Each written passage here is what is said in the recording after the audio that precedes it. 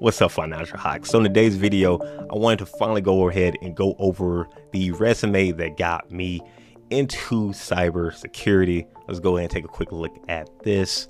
And yeah, I think this is a good format that you guys can use to actually avoid the ATS, I guess, failure parts of their systems. And as you guys can see, I have this as 2-page. And we still have a lot of white space at the end, but this is 2 pages here. And yeah, let's go ahead and just make this smaller so you guys can kind of just see this real quick like this. Just like that. Now let's go ahead and just break down each parts of this and why I like it like this. And again, this resume style has gotten me a lot more callbacks than a lot of my previous ones. Well, actually, then yeah, all my previous ones. For this particular one, I think this was for like a more cybersecurity related. I had a few separate ones for different other like cyber tech related jobs, like GRC, etc., etc. But this one was more like cybersecurity, like analysts or specialists type of vibes. So I think it's always good to have like multiple like that. And I'll tell you guys kind of where I did to kind of change each one. So first off, I have my name at the top, and then after that, phone number, and then my professional or business email. Have that all at the top. Next, again, this is kind of more for tech related things, but I have my GitHub, and I have the URL link there. Now, I have heard some people say that I guess you can fail on some ATS systems, or it may look kind of, you might get dropped down some points for having the actual hyperlinks. But for me, I feel like actually having the hyperlinks actually helped out even more. Going with the interviews and just talking with different people, it seemed like it was just easier for them just to click it and talk with me. Again, it's up to you. I guess you don't necessarily have to have the hyperlink per se, but you still have the link there. But again, I haven't really had any issues actually having the hyperlink on the actual link. So I have my GitHub. And then I have one to my LinkedIn page. So I may do like maybe a part 2 or part 3 video going over each of those. But I have links to each of those right there. Next, we have my education. I had the school I went to. I've already talked about this before on the channel. Baylor, graduated 2015. Have that there. The school and, like the major or whatnot. Then after that, to the course that I took for cybersecurity, since I don't have like a master's or I don't have an like an actual education while I was in school for cybersecurity, I thought this was another good one from Level Careers. So I went ahead and added that to there. So yeah, if you're trying to get into cybersecurity and you only have like a bachelor's and something that's not necessarily cybersecurity related, and you have like another like learning course that you've taken, putting that there doesn't hurt, at least from my perspective there. If you don't have any type of education, having at least something there like a Level Careers or another school or another like big course, you can also put that there. Now for certifications, I didn't actually have all my certifications, and I kind of played around with this a lot. So originally, like I had each one on a separate line. I would rate like CompTIA A+, CompTIA Network Plus, CompTIA Security Plus.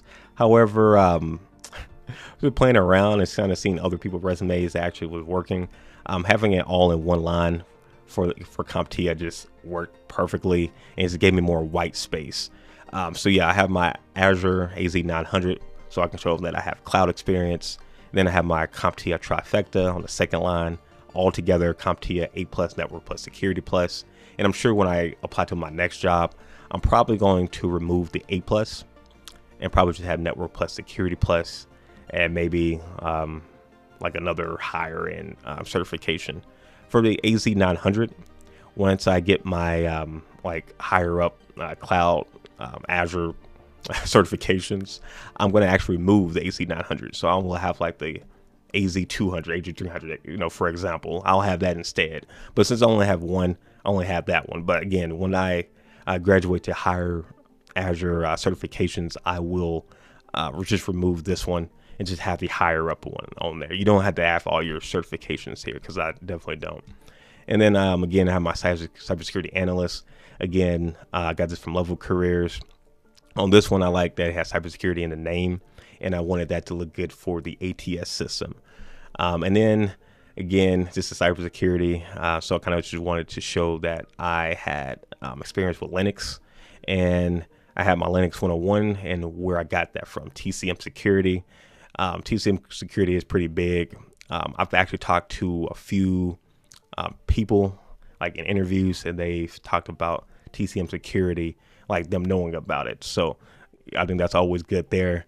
If you do have any other TCM Security search, for example, I think you should definitely add those two if they relate to what type of job you're looking for.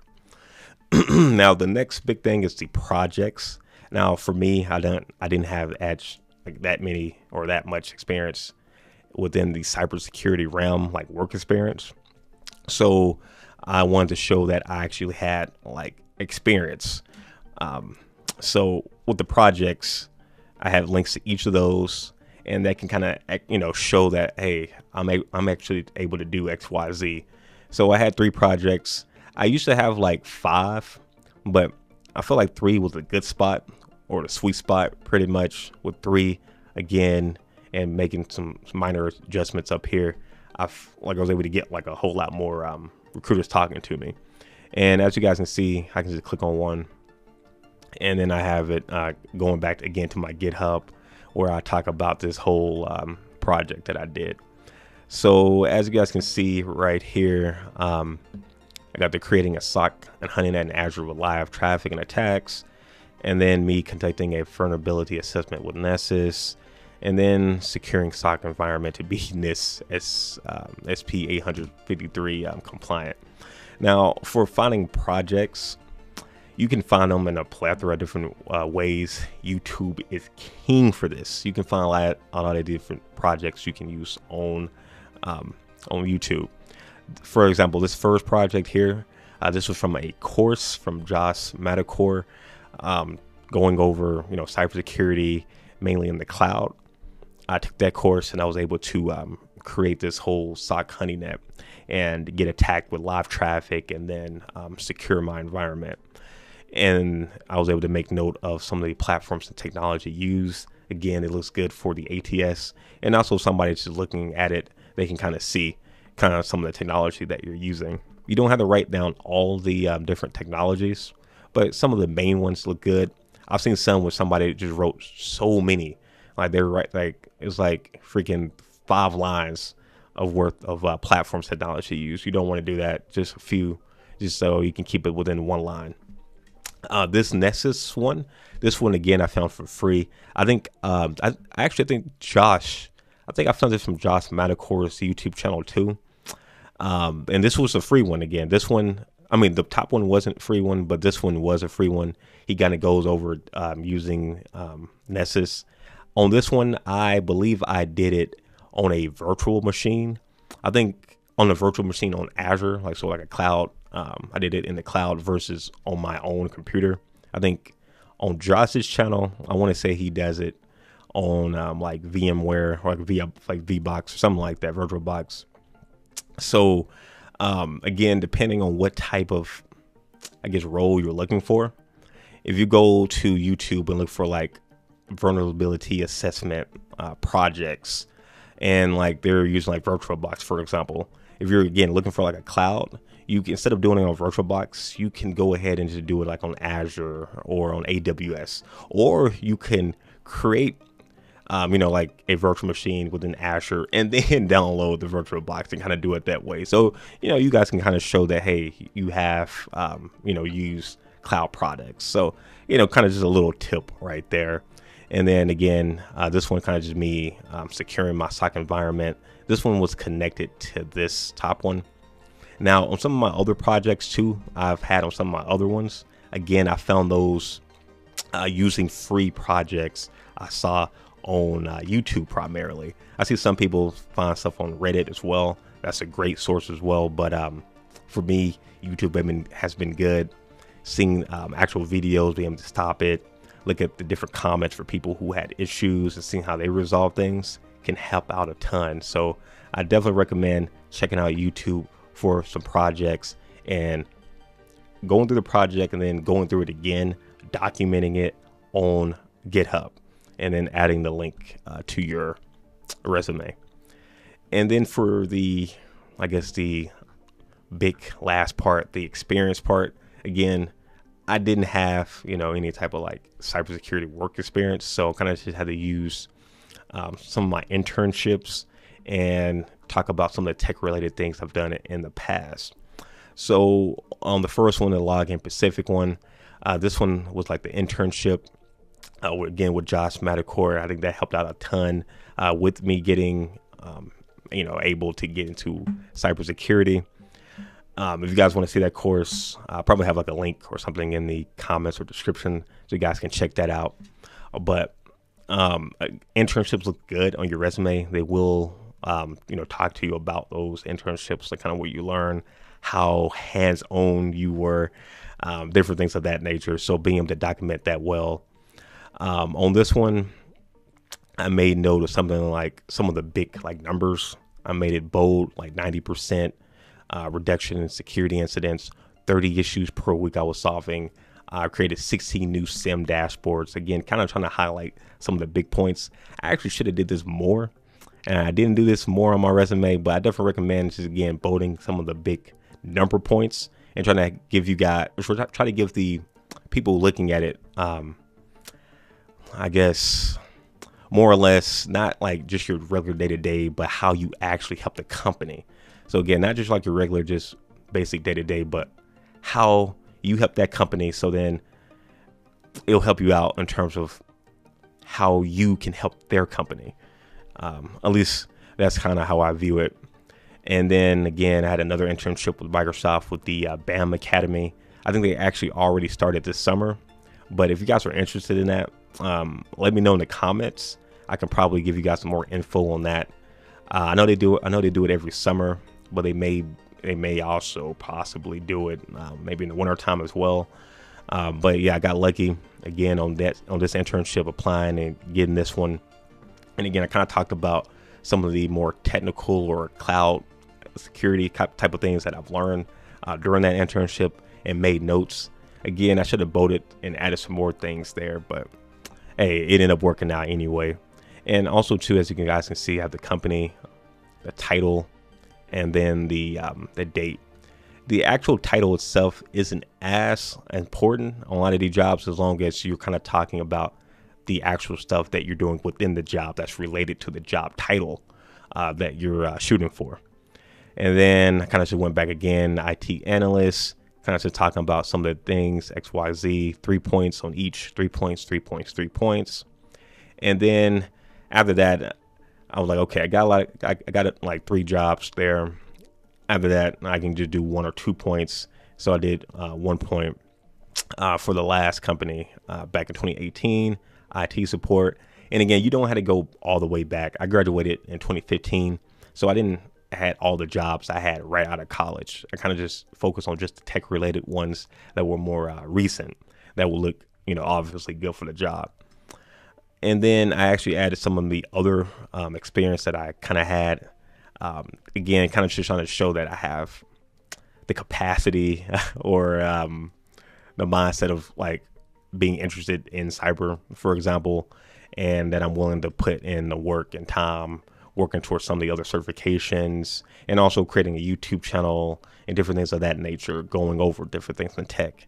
And I kind of explained that on some of these, like the Blue Team Level 1. This one I did not pass. So I make sure not to put that I passed it, but I did take the exam, and, kind of just talking about, again, the 24-hour incident response, kind of did different things that I went on during that course. So again, I gained a lot of knowledge from that, and I was able to learn a lot of different new tools, even if I didn't necessarily pass that certification the first time. And then the YouTube channel, again, talking about one of my tech channels where I'm kind of going over different tech related things so that they can also see that and, see that I'm actually doing the things that I'm talking about. So I think that can also help out too. YouTube can definitely help out. I'm telling you, like every interview I had, they went and they didn't click on my GitHub, but they were able to go to my YouTube from like one of my projects for me, maybe for example down here. And then a lot of my projects, I'll have like a link to my YouTube like at the top, so that you can actually watch the video of me going through different things instead of just reading the text. And a lot of people talk about that and how their kids like YouTube and what got you excited for YouTube and XYZ. So yeah, having a YouTube channel and talking with people, they can kind of get like a sense of your personality, seeing how you help people.